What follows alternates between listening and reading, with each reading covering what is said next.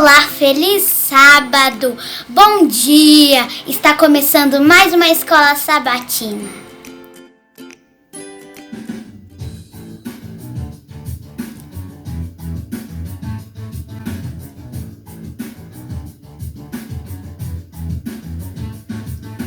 No terceiro dia, Jesus falou que viveria.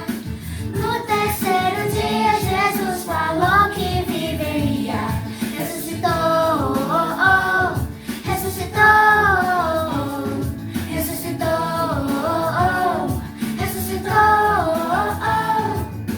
No terceiro dia, Jesus a morte venceria. No terceiro dia, Jesus a morte venceria. Ressuscitou, ressuscitou, ressuscitou, ressuscitou. No terceiro dia, Jesus deixou a tumba vazia. No terceiro dia, Jesus deixou a tumba vazia. Ressuscitou, ressuscitou, ressuscitou. Jesus morreu numa sexta-feira, mas ele havia prometido que no terceiro dia ressuscitaria.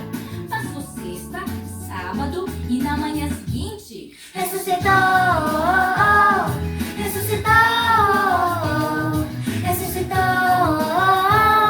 ressuscitou, ressuscitou, ressuscitou, ressuscitou, ressuscitou. Bom, feliz sábado, agora vamos orar. Papai do céu, muito obrigado. E agora, muito obrigado por essa semana. Nos deu uma boa escola sabatina e para que nada aconteça de mal com nenhuma criança. E agora eu te peço para que nada nos aconteça de mal neste sábado, em nome de Jesus. Amém. Olá, feliz sábado, turminha, tudo bem com vocês? Então vamos de curiosidades. Hoje nós vamos falar um pouquinho sobre o Gabão, que oficialmente é chamado de República Gabonesa. Lá no Gabão existem áreas de parques protegidos, por exemplo, o Parque Nacional Luando tem muitos animais selvagens. Tem gorilas, tem hipopótamos e até baleias. A capital é a maior cidade que tem, que é Libreville. E a língua oficial é o francês, porque apesar dos portugueses terem chegado primeiro lá no Gabão, outros europeus também chegaram lá e escravizaram os gaboneses. Mas daí a França assumiu o status de protetora do território. Por isso, a capital passou a ser chamada Libreville, que significa cidade livre em francês. E olha como é bonitinha a bandeira do Gabão. Agora vocês já conhecem um pouquinho mais da República Gabonesa, vocês já conhecem um pouquinho mais para onde vão nossas ofertas. E por um acaso hoje, a história missionária fala lá do Gabão também. É isso aí, agora vocês estão por dentro, isso um pouquinho do território que nós estamos abordando este trimestre. Beijo grande, tchau!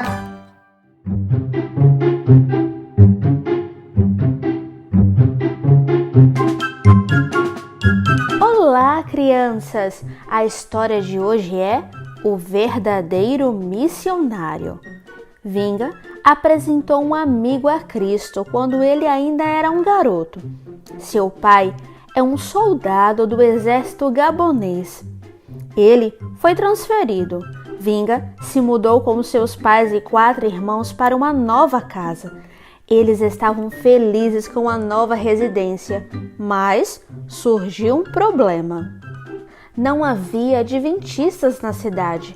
Antigamente havia uma igreja, mas agora ela estava fechada porque não havia ninguém para frequentar. O prédio era antigo e estava desmoronando. O pai de Vinga desafiou a família para reformar a igreja. Nós nos reuniremos na igreja aos sábados, mesmo sendo os únicos adventistas da cidade. Ele disse: a família trabalhou arduamente na reforma da igreja. Em pouco tempo, eles estavam se reunindo não somente aos sábados, mas também às quarta-feiras para o culto de oração e às sextas-feiras para o pôr do sol. Na escola, o garoto fez novos amigos. Um deles ficou curioso e desejoso de conhecer mais a respeito da Bíblia. Numa tarde de sexta-feira, o garoto foi à igreja para o culto de pôr do sol com o pai, a mãe, a irmãzinha e os 3 irmãozinhos. Para sua surpresa, ele viu seu amigo parado próximo à igreja. "O que você está fazendo aqui?" perguntou. "Minha casa é aqui do lado", respondeu o amigo. "Que legal, venha conosco." O amigo não pôde ir naquele dia, mas prometeu voltar em outro momento. 2 semanas depois, ele participou do culto divino e gostou muito. "Essa igreja é diferente", ele comentou. Vários meses depois, seu amigo entregou a vida a Cristo e foi batizado. Em seguida, ele convidou toda a família para ir à igreja e todos foram batizados. Seu amigo contou a Vinga de que, quando ele se mudou para a cidade, ele estava orando para que Deus lhe mostrasse uma igreja verdadeira. "Eu nunca imaginei que a igreja estava ao lado da minha casa", disse o amigo. O tempo passou e mais pessoas começaram a participar dos cultos e reuniões da igreja. Vinga cresceu e se mudou para a capital do Gabão, Libreville, para iniciar os estudos na universidade. Ele fez novos amigos. Ele percebeu que a igreja estava localizada em um bairro perigoso. Muitos jovens usavam drogas e bebidas alcoólicas nos arredores. Alguns eram ladrões e arrombaram o prédio da igreja algumas vezes. Certo dia, ele pensou: será que Deus pode transformar essas pessoas? Ele duvidava e concluiu: não, eles estão perdidos. Naquela noite, ele teve um sonho. Muitas pessoas não tinham água encanada nas casas e precisavam levar baldes até uma torneira do bairro. No sonho, ele ia até a torneira para pegar água e 2 jovens tentavam roubar sua carteira. Um deles enfiou a mão no bolso de Vinga, mas a mão saiu vazia. O ladrão ficou surpreso quando viu a mão vazia. Vinga sorriu para ele e disse: não tenho prata nem ouro, mas o que tenho lhe dou. Então falou ao jovem sobre Jesus. Quando Vinga acordou, ele entendeu que Deus estava respondendo suas dúvidas. Ele precisava falar de Jesus para os alcoólatras, ladrões e drogados que moravam perto da igreja. Pouco tempo depois, quando a igreja organizou uma série evangelística, ele convidou a todas as pessoas para que participassem do programa. 6 daqueles jovens foram batizados. Vinga ficou muito feliz por Deus tê-lo usado para conduzir pessoas a Cristo. Embora as ofertas 3 anos atrás tenham ajudado a construir uma escola de ensino médio para 280 alunos em Libreville, no Gabão, ainda há necessidade de muitas escolas cristãs na África. Queremos contar com sua oferta especial no 13º sábado. E essas ofertas ajudarão a construir mais escolas em Guiné e na Libéria.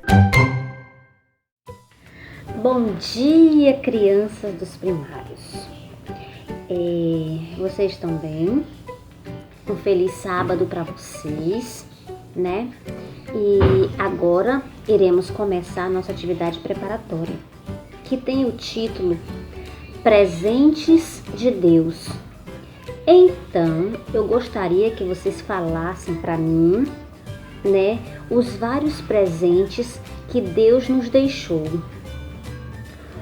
Vocês sabem, vocês entendem que presentes são coisas legais, coisas muito especiais, né?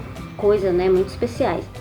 Então, eu quero que vocês pensem. Coisas legais, coisas muito boas e bonitas que Deus nos deixou. Presentes. Vamos ver. O sol, as estrelas, né, brilhando à noite, o nosso corpo funcionando tudo perfeitamente. O que mais? Aquele cheiro agradável das flores, né? Aquelas tardes bonitas, né? A chuva também. O que mais que Deus nos deixou? Arco-íris, né? O arco-íris ele também nos deixou. O que nós fizemos para merecer todos esses presentes? Eu acredito que ele nos deu porque ele nos ama muito. Todas essas coisas também, elas nos mostram a graça de Deus. E Saulo, vocês vão ouvir a história de Saulo.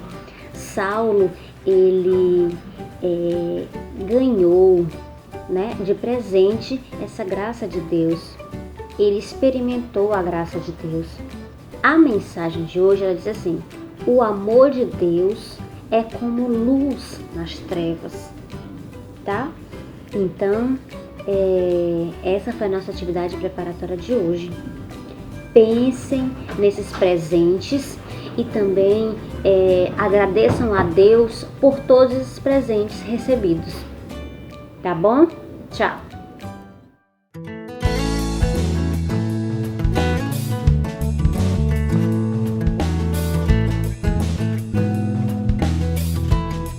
Olá, crianças! A história de hoje se chama Agora Eu Vejo.